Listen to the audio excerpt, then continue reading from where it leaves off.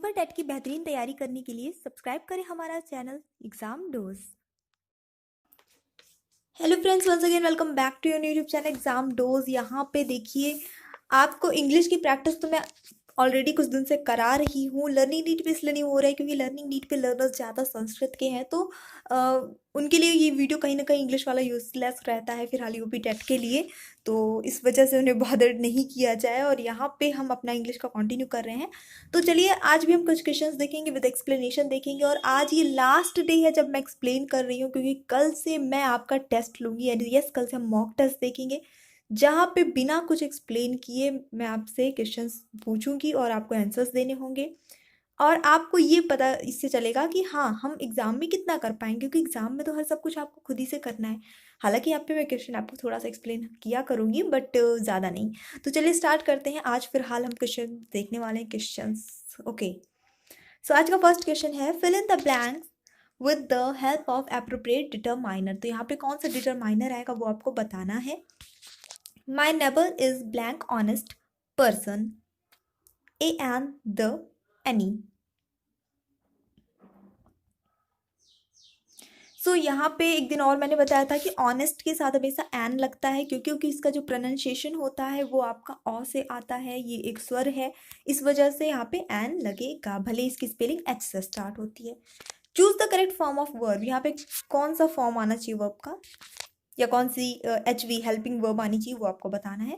He thought that my car blank for cell.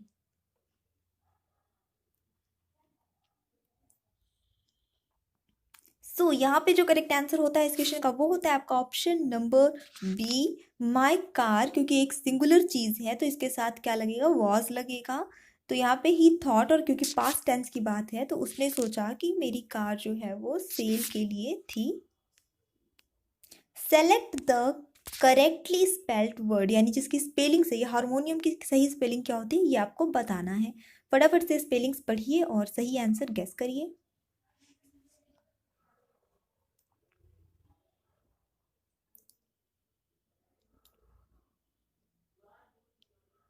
Sorry हूँ, यहाँ पे होनोरेरियम है, वो म्यूजिक चल रहा है दिमाग में। चलिए देख लेते हैं सही स्पेलिंग इसकी क्या होती है। आपके साथ क्या है कि मैं भी आंसर्स पढ़ती हूँ, अच्छे से ऑप्शंस पढ़ती हूँ और सही आंसर गैस बिल्कुल आपके साथ साथ करते चलती हूँ। तो इस वजह से ये मुझे समझ में आ गया। सही आंसर होता है इसका ऑप्शन नंबर बी। स्पेलिंग इसकी होती है HONORARIUM। ये इसकी स्पेलिंग हो जाएगी। इसका अर्थ क्या होता है, इसका अर्थ होता है मानदेय। ठीक है, किसी भी कार्य का जो शुल्क हम देते हैं वो। So move to the next question. Pick out the suitable word, one word for the sentence given below. यहाँ पे जो sentence है उसके लिए एक word क्या होगा वो आपको बताना है। A list of explanations of rare, technical और obsolete words. ये आई थिंक काफ़ी आसान हो जाएगा। सो यहाँ पे जो करेक्ट आंसर हो जाता है आपका, इसके लिए वो होता है ऑप्शन नंबर बी, ग्लॉसरी कहलाता है। ग्लॉसरी मतलब क्या होता है, देखिए कोई भी कठिन शब्द है, पदबंध है ना, इनकी जो लिस्ट होती है, इनकी जो सूची होती है, ठीक है, ये कहाँ दी रहती है, आपने देखा होगा कोई भी चैप्टर है फिर उसके लास्ट में कठिन शब्दों की सूची दी रहती है, एक लिस्ट रहती है कि पूरे इस बुक में क्या क्या टफ वर्ड्स थे, उसको ग्लॉसरी कहते हैं, ना कि डिक्शनरी। डिक्शनरी होता है शब्द कोश, लेक्सिकॉन मतलब होता है कोश, और कैटलॉग मीन्स होता है सूची या तालिका। सो अगला क्वेश्चन देख लेते हैं। Identify the tense in the given sentence. The art of cooking blank in ancient India. Was perfected, is perfected, will perfect, perfected.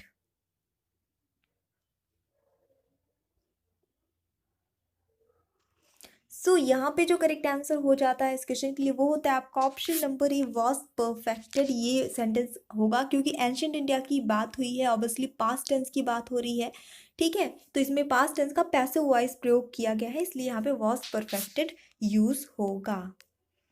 Change the voice and choose the correct option in the given question. Okay, voice change करनी है, बस हो गया। A letter has been written by me. A letter has been written by me, तो already passive voice में दी है, आपको active voice इसका बताना है। तो करेक्ट आंसर होता है option number d, I have written a letter. ठीक है, ये हो जाएगा इसका सही आंसर। चलिए बढ़ते हैं अगले क्वेश्चन की और एक्सप्लेनेशन पूरा ऑलरेडी 2-3 दिन से कर रहे हैं कि कैसे पैटर्न वो बनता है। और अगर आपका नहीं क्लियर है तो इंग्लिश की लिस्ट बनी है, इंग्लिश ग्रामर की प्लेलिस्ट सॉरी, उसको देख लीजिए, लर्निंग नीट पे बनी है, आप वहाँ पे चेक कर लीजिएगा, आपको हर टॉपिक बहुत ईजी वे में समझाया गया है। Select the one which best expresses the same sentence in indirect direct speech. Okay, कुल मिला के स्पीच चेंज करना है, नरेशन से क्वेश्चन है। Don't hesitate to clear your doubts the teacher said. ये आपका डायरेक्ट स्पीच है, अब आपको इसको इनडायरेक्ट में चेंज करना है।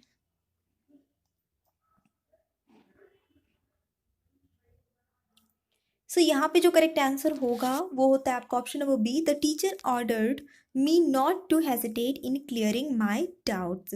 ये इसका सही आंसर हो जाएगा। अच्छा, अगर आपको सोचने के लिए टाइम चाहिए रहता है आप वीडियो पॉज कर दिया करिए, कोई दिक्कत नहीं है, ठीक है। मैं अपनी तरफ से फास्ट करने की कोशिश करती हूँ, आप पॉज करके आराम से सोच लिया करिए, क्योंकि एग्जाम में जाहिर सी बात है आप अपना पूरा टाइम लेंगे। तो ये इसका हो जाता है आंसर। अब क्या इसके रूल्स होते हैं, कैसे चेंज होता है, ये आप लोग को ऑलरेडी पढ़ा रखा है, ठीक है। बस सिंपल सी बात है भाई, ऑर्डर, क्योंकि टीचर ने क्या है, don't hesitate to clear your doubt, ये कहीं ना कहीं ऑर्डर दे रहा है, तो टीचर ने ऑर्डर दिया, तो ऑर्डर वर्ड आ जाएगा, द टीचर ऑर्डर्ड, ठीक है। ये इसके ऊपर एक अलग से वीडियो बना रखा है कि जो आस्क्ड हो जाता है, ऑर्डर्ड हो जाता है, ये रिक्वेस्टेड हो जाता है, ये कैसे हो जाता है। उसके बाद मुझसे बोल रहा है टीचर ने, तो मी हो गया, ठीक है। Not to hesitate in clearing my doubts, me के साथ ऑब्वियसली माई लगेगा। Use the suitable conjunction to complete the following sentence. Okay. He works hard, blank he may secure a position. कौन सा conjunction आएगा?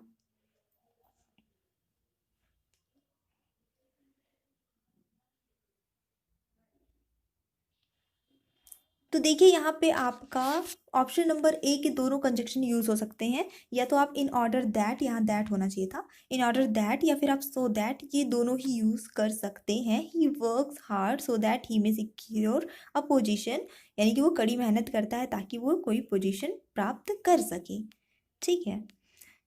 Is miss kitty in the following sentence a part of subject और predicate. Miss kitty जो है वो यहाँ पे subject है कि प्रेडिकेट है। Miss Kitty was rude at the table one day. So obviously ये एक सब्जेक्ट है। Next question, put in the correct pronoun in the reported speech of the following sentence. यहाँ पे और कुछ नहीं करना है, सिर्फ यहाँ पे प्रोनाउन क्या आएगा ये बताना है, नरेशन का ही क्वेश्चन है ये। She said I cooked vegetables and he fried rice. अब इसको सॉरी इनडायरेक्ट में चेंज करते हैं। She said that blank cooked vegetables and he fried rice. तो यहाँ पे जो करेक्ट आंसर होता है वो होता है आपका option number A, she he हो जाएगा। शी सेड, उसने अपने ही लिए कहा ना, तो she said that she cooked, उसने कहा कि वो, है ना, ऐसा आ जाएगा। नेक्स्ट क्वेश्चन देख लेते हैं। Complete the following sentence with N appropriate article.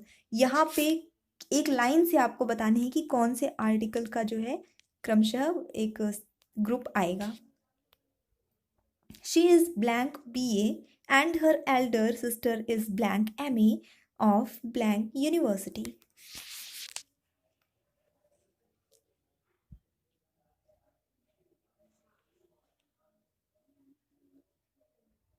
सो यहाँ पे जो करेक्ट आंसर होता है बिल्कुल आपका ऑप्शन नंबर सी हो जाता है। यहाँ आएगा ए, क्यों, क्योंकि BA है, ब से इसका उच्चारण हो रहा है तो इसके साथ ए लगेगा। यहाँ आएगा एन, क्योंकि MA है, इसका जब आप उच्चारण करते हैं, प्रोनाउंसिएशन करते हैं तो क्या करते हैं, एम करते हैं ऐसे, तो इसलिए इसके साथ एन लगता है। यूनिवर्सिटी के साथ पहले भी मैंने बताया था कि ए यूज़ होता है, क्यों, क्योंकि इसका जो आप जब उच्चारित करते हैं तो यू वर्ड से करते हैं, जो कि एक कॉन्सोनेंट है। Right the feminine form of drake. काफी अच्छा क्वेश्चन है। ड्रेक का फेमिनिन फॉर्म यानी कि स्त्रीलिंग शब्द क्या होता है? करेक्ट आंसर होता है इस क्वेश्चन के लिए आपका ऑप्शन नंबर ए, डक हो जाता है। डक मीन्स बत्तख, एवरीवन नोज।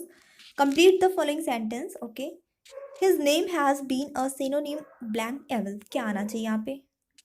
अच्छा, रिक्वेस्ट एक आप सबसे है कि प्लीज़ ज़्यादा से ज़्यादा आप लोग चैनल को सब्सक्राइब कर लीजिए। क्यों? क्योंकि क्लासेस हमारे स्टार्ट हो तो हमें भी थोड़ा मोटिवेशन मिले, ऐसा ना लगे कि हम बस फालतू की हवा में मेहनत कर रहे हैं। देखिए, मेहनत लगती है, आप भी समझते हैं कि एक वीडियो बनाने में कितनी मेहनत लगती है। हम दो दो चैनल पे अकेले काम कर रहे हैं। सर की सिर्फ एक क्लास होती है, उसके अलावा सारी क्लासेस मेरी रहती हैं और कंटिन्यू मैं वर्क करती हूँ। आपको दोनों चैनल में रिप्लाई करना, सब कुछ करना करती हूँ। तो इतनी मेहनत करी हो तो सब्सक्राइब करिए, तभी तो अच्छा लगेगा, हमको भी खुशी होती है थोड़ा सा। तो कर लीजिए सभी लोग सब्सक्राइब, एटलीस्ट लर्निंग नीड से जो लोग आ रहे हैं यहाँ वो तो करके ही ले। एंड यस, वीडियो पसंद आया करे तो लाइक शेयर किया करिए।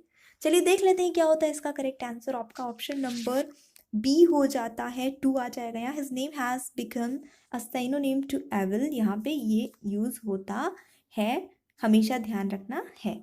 और प्रिपोजिशन क्लियर नहीं है तो मैंने वो भी पढ़ा रखा है। Identify the voice in the following sentence. A mistake had been committed by him. कुछ नहीं, बस कौन सी वॉइस में ये बताना है। तो यहाँ पे बहुत सबसे बड़ी पहचान तो बाय लगा हुआ है, ठीक है। इस तरह से आपका थर्ड फॉर्म यूज हुआ है वर्ब का, तो जाहिर सी बात है ये पैसिव वॉइस में है, एक्टिव में है ही नहीं। Mention a common suitable prefix to the following words. यहाँ पे कौन सा प्रीफिक्स जो है वो तीनों में लग सकता है। प्रीफिक्स मतलब जिसको आप उपसर्ग कहते हैं। तो यस, यहाँ जो एक कॉमन प्रीफिक्स हो सकता है वो होता है आपका option number b, over. Over confidence, overflow, over charge, ये तीनों ही रूप में बिल्कुल सही बैठेगा। So move to the next question. Fill in the blanks by suitable appropriate preposition. Preposition क्या आएगा? When she parted blank her parents, her eyes were full of tears from away of a with.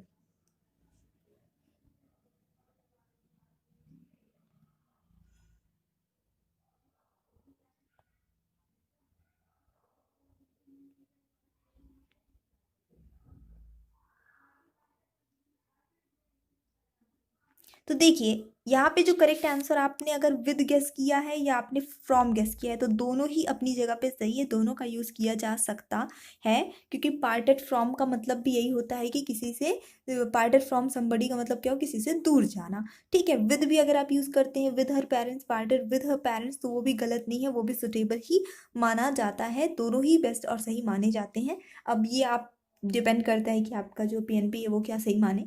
लेकिन यहाँ पे away अगर आपने guess किया है तो देखिए, अवे का जनरली यूज़ फार वगैरह के साथ में होता है या पार्टेड के साथ में, फ्रॉम ज़्यादा यूज़ किया जाता है। इनफैक्ट एक फ्रेज ही है, पार्टेड फ्रॉम समबडी, ठीक है, पार्टेड फ्रॉम करके। Pick out of the most appropriate synonym. अच्छा, सिनोनिम बताना है, बताइए कोर्स का समानार्थी शब्द। तो पहले तो देखिए इसका अर्थ आपको पता होना चाहिए। तो अर्थ इसका आप ये समझ सकते हैं कि क्या बोल सकते हैं इसको, खुरदुरा बोल दीजिए, या फिर मतलब कि हार्ड, रफ रफ जिसको कहते हैं। अब मैंने रफ बोल दिया, ओके। अब मैंने आंसर ही बता दिया, इसीलिए नहीं बता रही थी शुद्ध इसको एक्सप्लेनेशन में। हालांकि आपका आंसर जो है इसका वो यस, आपका ऑप्शन नंबर सी है, रफ ही है। कुल मिला के खुरदुरा है, स्थूल है, असभ्य है, कोई मतलब अब रफ का मतलब समझ जाइए, कट, खुरदुरा, कठोर, रूखा, what ever. Next question. Use suffix with pure. Pure के साथ कौन सा सफिक्स यूज किया जा सकता है?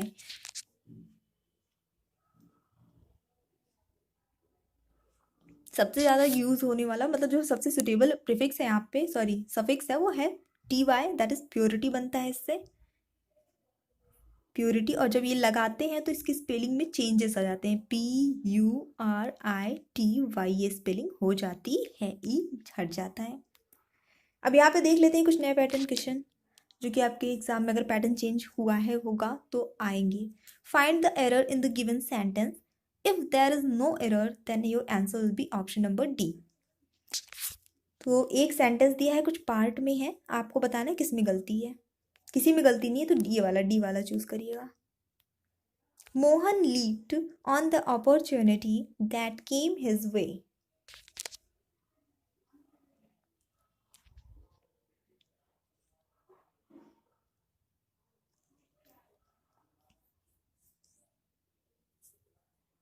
सो यहाँ पे जो करेक्ट आंसर होता है वो होता है आपका ऑप्शन नंबर बी। ये गलत है, ऑन द अपॉर्चुनिटी नहीं होगा, एट द अपॉर्चुनिटी होगा।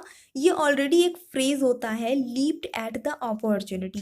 ये एक फ्रेज होता है, लीप्ड, यहाँ एट हो जाएगा, एट द अपॉर्चुनिटी ऑलरेडी एक फ्रेज होता है, ठीक है, जिसका मतलब होता है कि यानी कोई भी अवसर मिलता है तो उसको बहुत ही ईगरली, बहुत ही उत्सुकता के साथ में अपनाना, अधीरता के साथ में अपनाना।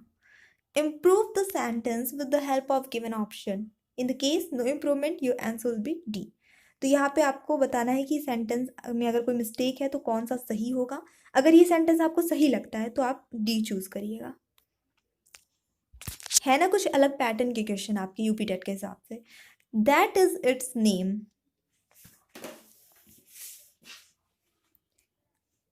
तो यहाँ पे जो करेक्ट आंसर इसका हो जाता है वो होता है option number A, that is it's name. ये इसका सही वाक्य होगा। फाइन, तो ये आपका सही आंसर हो जाता है। जितने भी लोगों ने गेस किया था बिल्कुल सही है। सो ये आज के क्वेश्चन थे। I just hope you like the video. If like, don't forget to like, share and subscribe. So thanks for watching, keep studying and bye bye.